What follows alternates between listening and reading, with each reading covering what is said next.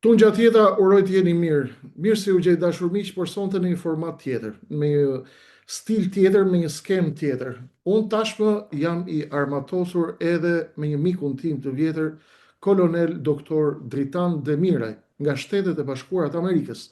Do të bashkohet me ne në analizat tona dhe bashkarisht shpresoj që të jemi në një kohë sa më të gjatë të mundshme në këto ditë të rëndësishme që po kalon planeti, të skanojmë bashkarisht rendin botëror dhe të gjitha kulisat në për cilat po kalon bota, detajet ushtarake, sulmet, planet, pushtimet, tërheqjet, Washingtoni, Pentagoni, Shtëpia e Bardhë, Netanyahu, Gaza, Ukraina, Kina, Tajvani dhe të gjitha pikat e tjera të nxehta të globit. Sonte kam nderin të kem me mua këtu në podcastin tim, në këtë takim të rëndësishëm, mikun tim të vjetër, kolonel Dritan Demiraj, nuk ka nevojë ta prezantoj sepse ju të gjithë e njihni.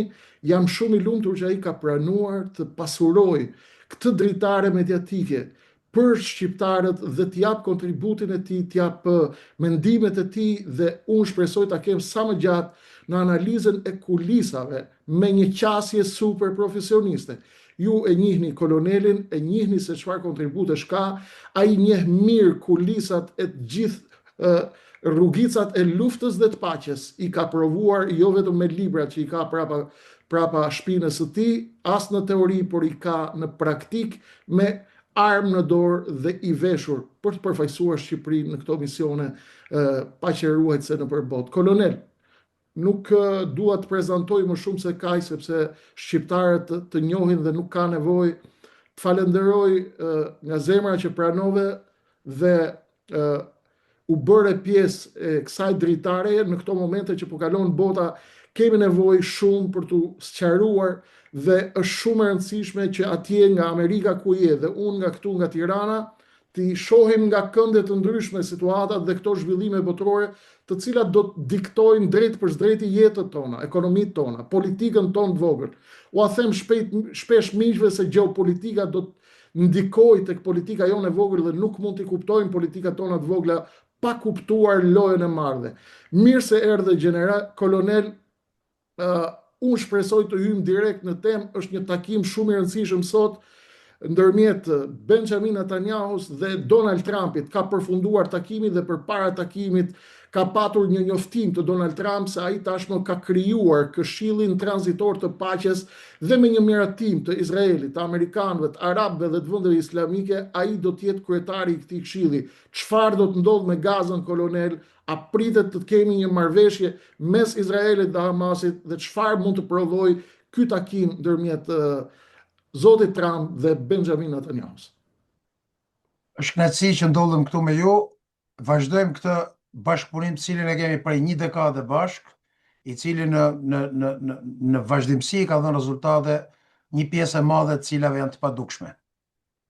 Pa diskutim që e gjithë vëmendja e botës ishte në takimin e djeshëm midis presidentit Trump dhe kryeministit Netanyahu. Mas gjithë këtyre përpjekjeve intensive të javës fundit, që nga 80 vjetori i krijimit të OKB-s, takimet me vendet islamike, takimet edhe bilaterale, trilaterale dhe multilaterale, deri tek takimi i përgjithshëm me vendet islamike i presidentit Trump. Në pamje të parë duket sikur kemi arrit një sukses të madh me këtë planin prej 20 pikash. Por në rast se do të analizojmë me detaje, nuk e shoh shumë pozitiv. Pra kam dëshirë që ta shoh pozitivisht, për shkak se të gjitha pikat, një pjesë e madhe e pikave janë pozitive dhe projektojnë paqe në distancë, por nëse i analizojmë dhe ju dhe unë jemi njoftës pak më shumë se sa publiku, shumë herë më tepër se sa publiku në fakt, për hir të vërtetës, dhe dyshoj shumë tek miratimi apo pranimi i kryeministit Netanyahu. Për shkak se edhe për shkak të studimit që nga viti 93 dhe deri në ditët e sotme kemi parë në mënyrë të vazhdueshme që në të gjitha rastet kur Benjamin Netanyahu ka pranuar marrëveshje të ndryshme, gjatë kohës pastaj i ka dalë këtyre marrëveshjeve. Ka krijuar pengesa të vazhdueshme në lidhje me këto pengesa. Tashmë jemi një pikë që edhe arabët kanë rënë dakord, pavarësisht faktit që nuk janë dhënë detaje, po thjesht fare për publikun ose për opinionin publik. Dhe nga ana tjetër kemi Benjamin Netanyahu, i cili vazhdon të këmbguli në mosnjohjen e shtetit palestines, pavarësisht asaj që tha presidenti Trump dje që kemi po punojmë fort edhe me partnerët arab për krijimin e shtetit palestines. Ajo që pam sot, deklarata dhe intervista e kryeministit Netanyahu nga televizionet izraelite, i cili deklaroi prerazi, pra hodhi poshtë diskutimet e djeshme, optimizmin që u krijua dje në Washington, tha në mënyrë absolute, tha nuk ka një plan dhe nuk edhe presidenti Trump ka rënë dakord. Pra nuk e dim, do të duhet të besojmë presidentin Trump dje, apo të duhet të besojmë kryeministin Netanyahu sot, që e mohoi atë që presidenti Trump kishte thënë dje. Po, kolonel, atëherë për të shkuar përtej kësaj që ju sapo përmendët dhe unë jam plotësisht dakord, Benjamin Netanyahu ka planin e tij të madh, e ka nisur me kohë dhe sigurisht planet e tij për të zgjeruar Izraelin në lindjen e mesme apo për të riformatuar lindjen e mesme janë tashmë të dukshme. Edhe nga ana tjetër ka patur presion të jashtëzakonshëm nga aleatët e tij, aleatët e Likudit brenda qeverisë, siç është Smotrich dhe Ben-Gvir, të cilët kanë dalë dhe kanë bërë presion ndaj Netanyahus. Me sa duket kjo ka lidhje edhe me zgjedhjet e ardhshme, të cilat në kohë normale do të zhvillohen në tetorin e ardhshëm në Tel Aviv, por se në rast se do të shkojmë në zgjedhjet parakohshme, zgjedhjet do të zhvillohen në pranverën e këtij viti. Me sa kuptoj që ju nuk temperaturat e sqetulla e Washingtonit duket se kemi më shumë një tentativë për paqe, më shumë se sa një paqe të vërtetë. A mendon kolonel se kjo është e lidhur me ndonjë plan të Washingtonit për të përgatitur terrenin për diçka më të madhe se kaq? Është prej zakonit të Washingtonit apo të Donald Trump në këto javët apo muajt e fundit, sa herë kemi patur afrim tek paqja, siç ndodhi me ofertën e Trump, letrën e tij për Hamasit që shkoi në Doha. Dhe në momentin që po diskutohej letra në Doha, erdhi bombardimi i Netanyahus. Pra, sa lëviz Trump me një marrëveshje paqe, vjen Netanyahu dhe hedh në erë atë, siç ndodhi me Katarin. Në Katar, në fakt, ishte duke u diskutuar letra e Donald Trumpit e ardhur nga Steve Witkoff. Mos vallë, kolonel, Donald Trump po përgatit prerjen e kokës së gjarprit, siç e quan Tom Barrack, ambasadori amerikan në Ankara dhe emisari Trump për Sirinë dhe Izraelin dhe për Sirinë dhe për lindjen e mesme. Mos vallë kemi një ofertë për paqe, një lloj mpirje të situatës dhe po përgatitet në terren një goditje e Iranit apo e lojtarëve të tjerë. Mos ky është burimi i skepticizmit tënd apo ka diçka përteksa? Pa diskutim që po. Le t'i marrim me radhë. Spari në rast se analizojmë situatën në muajin maj, ndërkohë që Shtetet e Bashkuara të Amerikës dhe Irani ishin në marrëveshje, pra në negociata për programin nuklear. 3-4 ditë përpara sulmit, Ismail Katib, ministri i Ministrisë Inteligjencës dhe Sigurisë, që siç njihet në Iran, Mojs, deklaroi që kishin investiguar, ishin futur, kishin penetruar shërbimet sekrete izraelite dhe programin nuklear.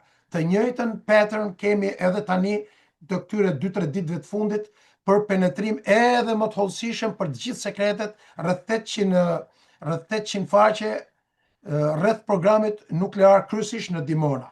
Mendoj që e gjithë ky plan për paqe ose kjo, le të themi, pranim, që unë nuk e besoj kurrë që Benjamin Netanyahu pranon plan paqe, është vetëm i përkohshëm për të fituar kohë, ka lidhje me 2 probleme kryesore. Spari për të legjitimuar sulmin, për të legjitimuar, mbrojtjen ndaj pra zbulimin ose diskretimin që i bëri Shtetet e Bashkuara të Amerikës ndaj sulmit në Doha, si një nga vendet partnere kryesore të Shtetet e Bashkuara të Amerikës, nga një anë, por edhe në të gjitha problematikat e tjera, që nga talibanët, që nga pikat e tjera në Kaukazin Jugor, në pjesën Afrikës Veriore, në Siri, edhe në marrëdhëniet që kanë me talibanët. Nga ana tjetër, kjo e dobësonte rolin dhe fuqinë e Shtetet Bashkuara të Amerikës si garantues i sigurisë për 6 vendet e GCC-s. Dhe në këtë këndvështrim, Benjamin Netanyahu detyroi që nën presionin amerikan të kërkonte falje. Falje të cilën qeveria e Katarit nuk e pranoi sot, zyrtarisht. Nga ana tjetër, ajo që vlen theksohet dhe që është më e rëndësishmja, unë mendoj që shumë shpejt do të kemi një sulm të përbashkët midis Shtetet Bashkuara të Amerikës dhe Izraelit kundër Iranit.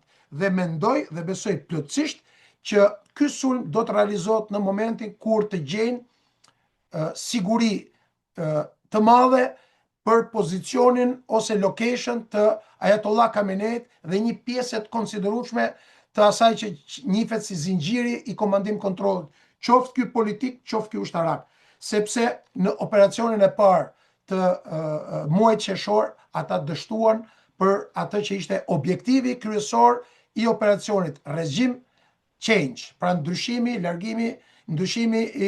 i leadershipit politik në Iran. Unë mendoj që këto janë 2 pikat kryesore. Nuk e di si mendoni ju. Jo, sigurisht unë e mendoj në të njëjtën këndvështrim, pavarësisht se shoh se ka zhvillime edhe të tjera, shoh që vendet arabe po thyen rregullat tradicionale të gjeopolitikës, po shohim afrim të Arabisë Saudite me Pakistanin, ajo marrëveshja për mbrojtje bërthamore, një afrim apo diskutim të Arabisë Saudite me Iranin, 2 has më të mëdhej historikisht. Arabët e vendeve të gjirit me sa duket nuk po kanë më besim ke Amerika dhe garancitë amerikane për sigurinë e tyre. Turqia po lëviz fort për një formulë të saj edhe për të ruajtur influencën e saj në Siri, edhe për të marrë vesh me Iranin, edhe për të marrë vesh me Izraelin, për të ruajtur nga kurdët, por edhe për të patur një lloj patronazhimi dhe ndikim gjeopolitik të Turqisë në rajon.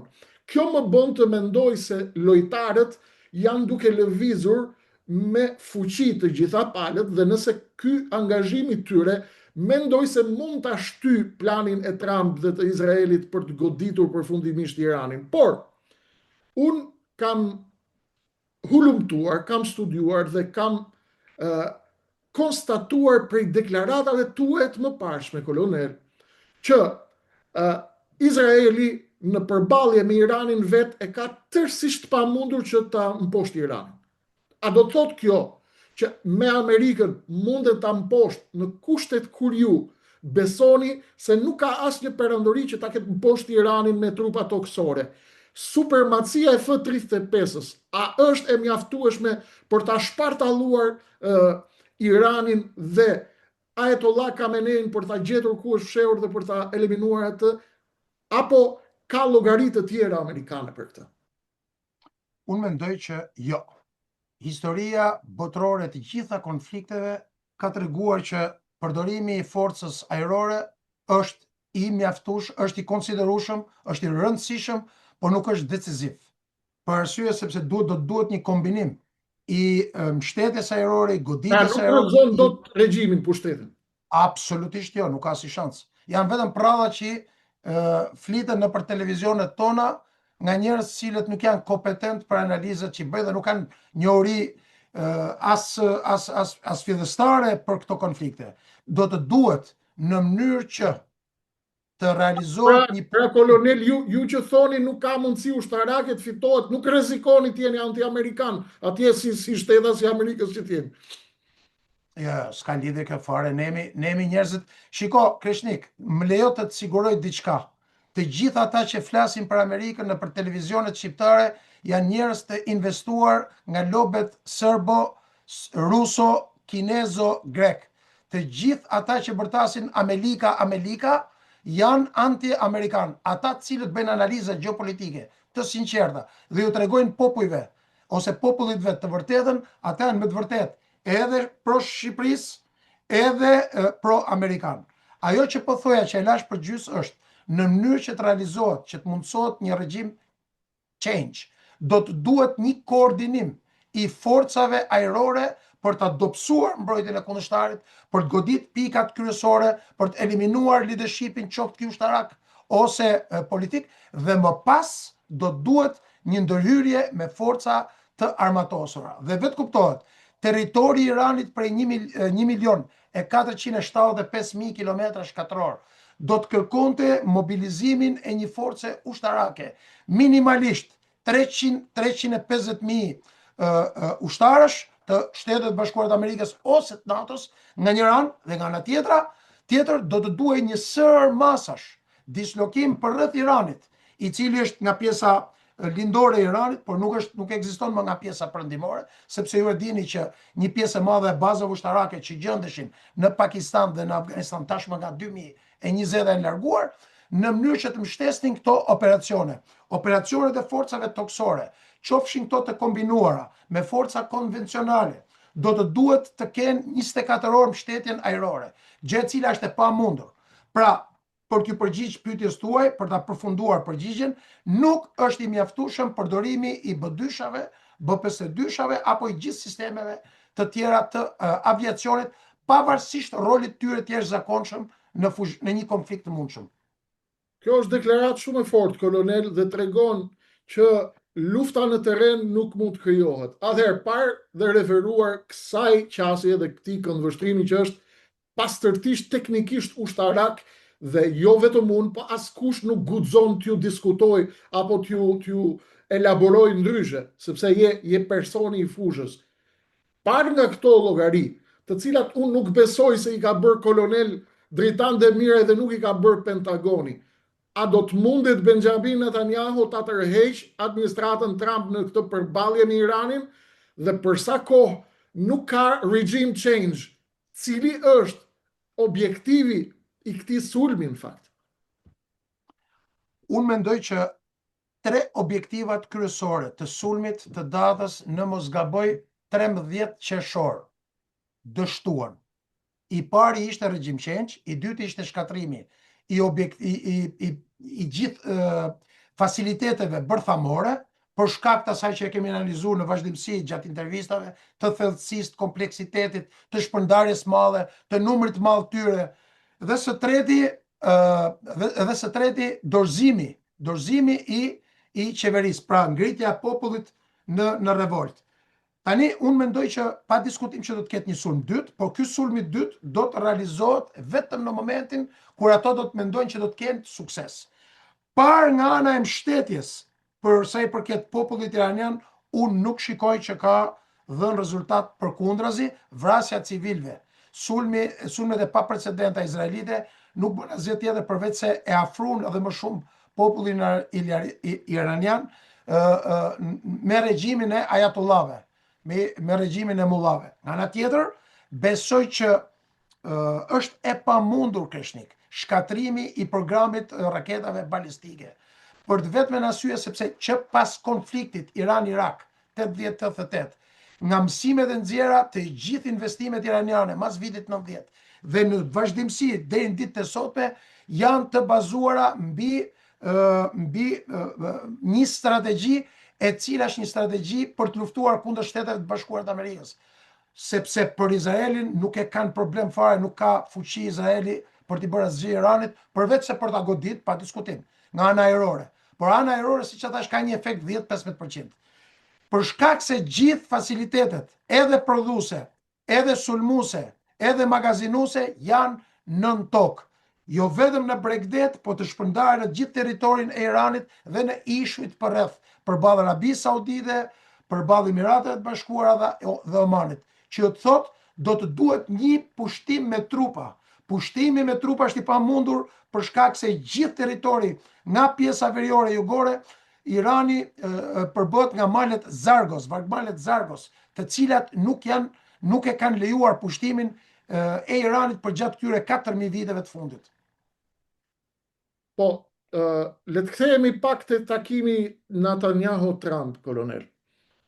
Unë mendoj dhe besoj se në terma makro, këta janë dy personazhet më të rëndësishëm që përcaktojnë në një farë mënyre apo jo diskursin gjeopolitik të ardhshëm të planetit, sepse unë besoj që Gaza, lindja e mesme, Izraeli dhe zhvillimet atje do të jenë pika kyçe apo pika nevralgjike që do të diktojë dhe pulsin dhe orientimin amerikan në përballjet e ardhshme qoftë me Kinën, qoftë me Vladimir Putinin në Ukrainë, apo në polin e veriut, apo lëvizjet e tjera që po i përgatit për të shkuar në Venezuela.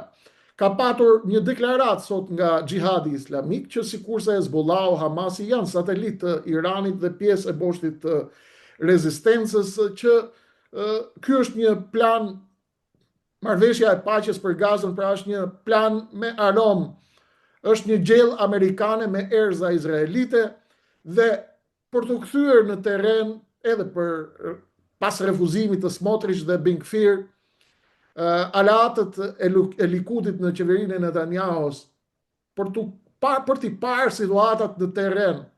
Në rast se ky plan funksionon apo dëshmon. Po shikojmë që Hamasi ka intensifikuar sulmet në ditët e fundit, dhe cila mendoni se është strategjia e Hamasit kundër Izraelit dhe sa mundësi ka që të shkatërohen plotësisht sikurse ka thënë Netanyahu? E kam thënë që në momentet e para kur ka filluar konflikti, duke qenë edhe një njohës shumë i thellë i Hamasit, Gjihadi Islamik Palestines, Hezbollah, për secili nga këto aktor kanë botuar nga i libër, duke qenë njohës si mirë i këtyre grupeve dhe duke i njohës nga terreni, për shkak se kam pas disa vizita edhe në Palestinë, edhe në Izrael, por edhe në vende të tjera përreth, kam thënë që është e pamundur për ta zhdukur Hamasin nga ana ushtarake.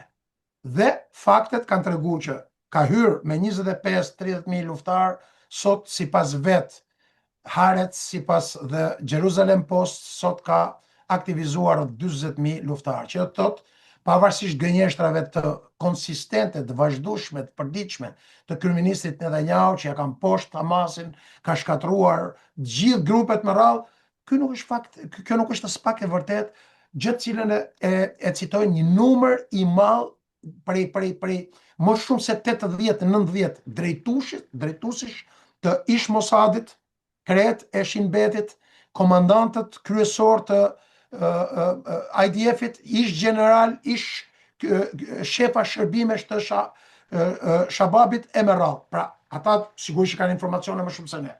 Nga ana tjetër kemi parë që në të gjitha konfliktet e armatosura, kur kemi të bëjmë me një luftë urbane, në asnjë rast, asnjë ushtri nuk ka arritur që ta fshi, ta fitoj këtë konflikt, aq më tepër kur ky konflikt është në bashkëpunim duke u realizuar me një genocid të pastër. Sepse vetvetiu vrasja masive e popullsisë fatkeqësisht bën të mundur që një pjesë e madhe e këtyre trimve për hakmarrje t'i bashkohen. Dhe kemi parë që sulmet e fundit të Hamasit dhe Gjihadit Islamik Palestines janë duke zhvilluar një luftë guerrile tridimensionale, një pjesë e madhe së cilës zhvillohet me mjetet blinduara, me vendosjen e ID-ve, me sulme në qendra të banuara, hedhjen ose minosjen e tuneleve dhe me përdorimin e snajperëve. Gjë e cila ka shkaktuar hemorragji të përditshme, të vazhdueshme në territoret e pushtuara, dhe të mos harrojmë që tashmë nuk kemi më një forcë ushtarake izraelite e cila është përballë me sulme të vogla, të cilat janë të afta për tu sustain, që i thënë anglisht, për tu mbështet nga ana e Izraelit. Numri i tyre është shumë i madh, edhe i të vrarve, edhe i të plagosurve, dhe numri atyre që cilët vujnë me PTSD është mbi 80.000, që do të thotë, unë nuk besoj se Benjamin Netanyahu ka shumë kohë për ta vazhduar pafundësisht këtë konflikt. PTSD, për ata që nuk janë ekspertë të fushës, është post-traumatic stress disorder, stresi post-traumatik. Pra, vuajnë nga stresi post-traumatik, pra, nga për arsye të luftës. Atëherë, jemi në një moment të dytë, kolonel. Ju thoni që në terren kjo histori nuk mbyllet dhe nuk jeni optimist për marrëveshjen Trump për paqe në Gaza.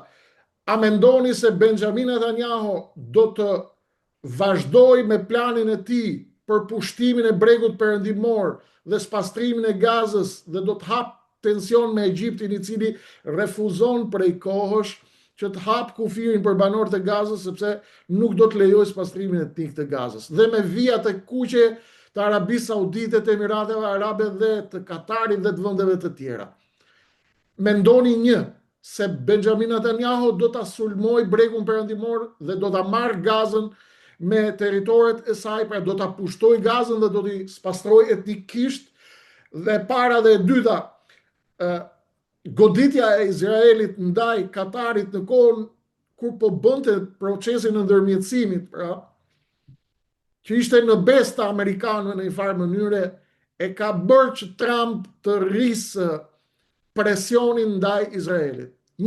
A do ta pushtoj Benjamin Netanyahu, do ta vazhdoj çmendurinë e tij me çu përpara, duke qenë se ju besoni se jeni pesimist për këtë plan paqe. Besoni se do ta shkoj drejt pushtimit Gazës, spastrimit etnik, pushtimit bregut perëndimor, tërheqjes së Amerikës në një luftë me Iranin, dhe e dyta, a besoni që Trump ka arsye të tjera përveç sulmit të Izraelit ndaj Katarit, aleatit madh të Amerikës, diskreditimi i Amerikës në sy të botës?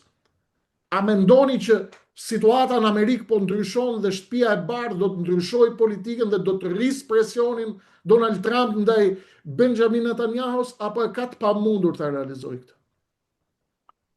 Atëherë sa i përket pastrimit etnik në Gaza, ishte një objektiv i qartë dhe i pastër, i realizuar, i ekzekutuar, i financuar dhe i mbështetur nga Amerika për qeverinë e Izraelit. Presioni jashtëzakonshëm ndërkombëtar. Pra Shtëpia e Bardhë kishte dhënë cover. Edhe presioni i brendshëm, edhe mbështetja MAGA që quhet, baza e cila bashkë me ne përfshi edhe një pjesë të madhe të komunitetit shqiptar që i mbështetën presidentin Trump, tashmë ka filluar me pikpyetje shumë të mëdha për saj, sepse konsiderohet që kjo mbështetje është më shumë se sa duhet. Së pari. Së dyti, pa diskutim që e gjithë kjo politikë e ka dëmtuar imazhin e Shtetet Bashkuara të Amerikës. Për shkak se Shtetet Bashkuara të Amerikës, krejt ndryshe nga gjithë vendet e tjera, kanë investuar jashtëzakonisht shumë në çështjen palestineze, që nga marrëveshja e Oslos edhe deri në mandatin përpara se të fillonte 8 shtatori, që në të gjitha deklaratat zyrtare kanë qenë për 2 shtete. Sigurisht që kjo administrat ka një mbështetje shumë herë më të madhe se gjithë administratat të marrë së bashku. Pra, në aspektin e pastrimit etnik në Gaza, duket qartë që presidenti Trump është tërhequr për shkak të këtij kundërshtimi brenda Amerikës, dhe kjo u pasqyrua edhe me 10 mijëra protestues në New York, por edhe një bazë e madhe e bazës së demokratëve dhe republikanëve, e cila i bën me dije të gjithë edhe presidentit Trump, po edhe demokratëve, sepse po afrojnë zgjedhjet për vitin tjetër, për Kongresin, për Senatin, që të tërhiqen nga kjo mbështetje pa kufi ndaj Izraelit. Nga ana tjetër, nuk ka asnjë diskutim që pushtimi dhe zgjerimi i vendbanimeve në bregun perëndimor, pavarësisht deklaratës presidentit Trump që nuk do ta lejojë që ta aneksojë, dhe kjo është përkohësisht, do të vazhdojë zgjerimi i tyre. Kjo është një politikë e cila ka vazhduar për gjatë 50 viteve të fundit. Më lejo të rikujtoj që nga 91-shi, kur në këto rajone gjendeshin 70.000 kolon, sot kemi 750.000 deri në 800.000, të cilët në drejtimin e 2 ministrave ekstremist, që do të duheshin edhe më tepër të konsideroshin edhe më tepër sa ekstremist, e kanë objektiv marrjen e kontrollit të bregut perëndimor. Kjo deklaratë e presidentit Trump, pa diskutim që është për të fituar kohë, që nuk do ta lejoj, sepse atje vazhdojnë çdo ditë dhunimet, vrasjet, krimi, terrorizmi, kolon vazhdojnë çdo ditë nën mbështetjen dhe mbrojtjen e ushtrisë izraelite. Dhe kjo ka provokuar edhe vrasjen e shtetasve amerikan në disa raste, të paktën 3-4 muajt e fundit. Ndërkohë që Bashkimi Evropian dhe Perëndimi kundërshtojnë pushtimin e presidentit Putin dhe bëjnë shumë mirë, Nga ana tjetër nuk kemi dëgjuar asgjë, asnjë mas të marrë. Tashmë që Bashkimi Evropian dhe liderët e saj janë diskredituar përpara opinionit publik, kanë filluar të diskutojnë që nga Ursula von der Leyen dhe drejtues të tjerë Kajas për marrjen e masave ose sanksionimin e 2 psikopatëve ministra, të cilat janë ekstremistë dhe nuk kanë asnjë dallim nga pjesa tjetër, për Ben-Gvir dhe Smotrich, të cilët bëjnë thirrje për zhdukjen dhe pastrimin etnik të gjithë bregut perëndimor. Dhe deklarata e presidentit Trump e djeshme është sepse kjo është vije kuqe e partnerëve të tij, të cilët nuk besoj që i besojnë plotësisht presidentit.